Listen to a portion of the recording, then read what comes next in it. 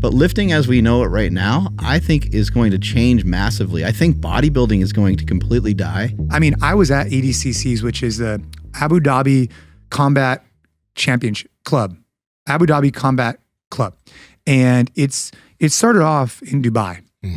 And it's a no-gi grappling tournament that happens every 2 years. It's like the Olympics. But I went to it this year in Vegas. It was like maybe, I don't know, 2 months ago. And dude, this place was just, I mean, electric. And it reminded me a lot of like the CrossFit Games in 2012, 13, 14. And I think it's because of what you said. Like there's this shared suffering, there's community, and there's just a lot of energy behind it. Yeah. I think it's giving really interesting inputs into people. Like you mentioned, like unlocking. And I like that topic because I feel like, I think that a lot of people are in pain. I think a lot of people that did powerlifting for a long time, bodybuilding, CrossFit, and I would imagine you can make an argument, if you do anything for a long time, you're going to be screwed up. So you can make the same argument for being banged up from like jujitsu and from all these other things, depending on how you do it, how you program for it and things like that. But I think that people are just starting to kind of look for something different. You're seeing a lot of lifters switching into running. You're seeing like lifting will always be around, but lifting as we know it right now, I think is going to change massively. I think bodybuilding is going to completely die. I think the sport is going to die. But reshape itself and reform itself. So the big boy bodybuilders, I think, will be gone. Like well, you've always bodybuilders. Look at Chris Bumstead. He's like flipped the sport upside down. So he's still fucking massive.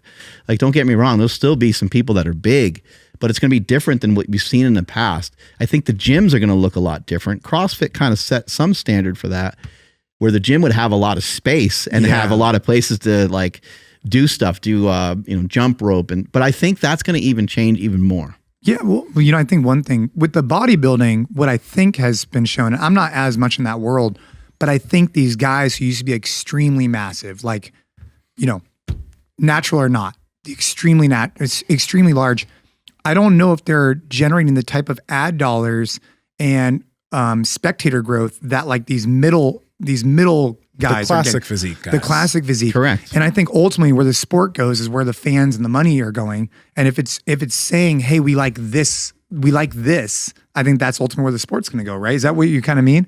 Well, 100%. Go ahead. Our project family has to go. And now, as you guys know, we have been talking about cold therapy for a while. Mark, Andrew, and myself, we all use cold plunge XLs since we're pretty big. But the cold plunge is amazing. And there are a lot of cold therapy tools out there. Obviously, you can use your shower. But the amazing thing about the cold plunge is, number one, it doesn't take up much space in your home or your backyard. And number two, you don't need to change your water, unlike other cold therapy devices, for 6 months to a year. It filters itself. Let's not even talk about all the benefits of cold plunging, like the dopamine release, how good you feel after doing it, and just the cascade of hormones that happens after you get in some really cold water. It's crazy, and we love it. So, Andrew, how can they get it? Absolutely. You guys got to head over to thecoldplunge.com, and at checkout, enter promo code PowerProject to save $150 off your very own cold plunge. Again, thecoldplunge.com, links to them down in the description, as well as the podcast show notes. Go ahead. Well, even younger, like when you pay attention to what people who are into bodybuilding, when you see the younger guys who are starting to pay attention to bodybuilding, it's like the teenagers, early 20s dudes, those guys like classic bodybuilding more. They like classic bodybuilding, men's physique. There are some people that are into the mass monsters, but it's not nearly as popular as it used to be because, like you mentioned, if somebody saw Big Ramy walking around off season in a shirt, if a kid saw that, they just think that guy's fat. He looks like a puffball, unfortunately. Right. But it's not an appeasing thing to look at. And even when you see them move, they don't move well. Yeah. It's really interesting. I mean, I'm thinking the same thing as the sport of CrossFit. Like, I don't know where the sport's going to go. I think they have a lot of, I have my own opinions on this. I think they need to determine what the charter is for the next 5-10 years. It's always been this idea of unknown and unknowable. But as a spectator, it's kind of difficult because you want to be able to get connected to the athletes, to the events, to the whatnot.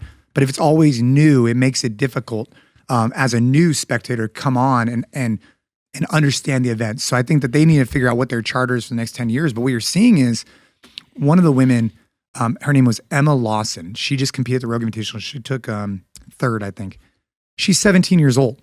And if I'm not mistaken, like much of her exposure to CrossFit is like just CrossFit. Like she never did. I could be wrong, but like if you're getting into CrossFit when you're 12 years old, you're pretty much specializing that. And, you know, she's performing very well, but I wonder what the future of CrossFit looks like, where you have these kids that literally come up in the gym. They don't play other sports. I'm curious what will happen long-term to that with these kids who start specializing in CrossFit instead of having other sports and activities and then utilizing CrossFit as a catalyst, you know? You're bringing up something that's kind of exciting. Like the UFC in the beginning stages was really interesting because there were people that specialized, but I think maybe people didn't really know what MMA was. They didn't get it. And it took a little while to catch on to what Hoist Gracie was doing and the Gracie family. But once that was sort of figured out, now it's like, no, you're in a sport where you actually can't specialize too much in any one thing. You could be great in one thing and you can dominate in one thing. You can win a lot of fights that way. But if you only know jiu-jitsu, you are most likely going to get knocked out by somebody at some point. You're going to get caught with something at some point. So you better know how to strike. You better know how to do these other things. We saw the same thing with CrossFit where in the beginning it was new and everyone's like, wow, what is this? I wonder what it's going to look like when they programmed, I got to squat, 405 and I got to be able to deadlift and I got to be able to rope climb. Like, holy shit, this is going to be really difficult. Right. And then people started to specialize in it. And now it's the sport itself is not as special as it was in the beginning because people are so honed in and focused on getting these, you know, Fran times and stuff. And they probably should have never even organized particular workouts and gave them particular names so they could really be random and you could really be screwed. But they probably did so to have a structure and to have a standard. Yeah, and to have like a community aspect of it. I don't know what'll happen with it. I'm particularly really excited and interested to see. And you know, the future has a lot of opportunities. I think CrossFit just needs to determine, hey, do we want to make our athletes on TV look like gladiators and thrive and give them the events maybe a week in advance so they could test certain things? Or do we want to hit them right before it and test their skill on a random event? There's pros and cons to both, right? Like if you turn on the TV and someone's trying to learn a new skill within the first 5 minutes, if they get it, it's awesome. But if they don't, it doesn't look great. So I just think they need to kind of figure out where they want the sport to go and then dictate that to the community. How did the Strongman event look at the Rogue Invitational? Was that going really well? Was it well received? You know, last year I went and I thought it was well received. This year I went, both years. I would say it's well received. But peeps, we love bringing you all this fitness information, and we also want to help bring that information to more people. So if you could help us out, hit that red subscribe button and then hit the notification bell, and we'll continue to bring you the heat. And I won't whisper in your ear. Talk to you guys later.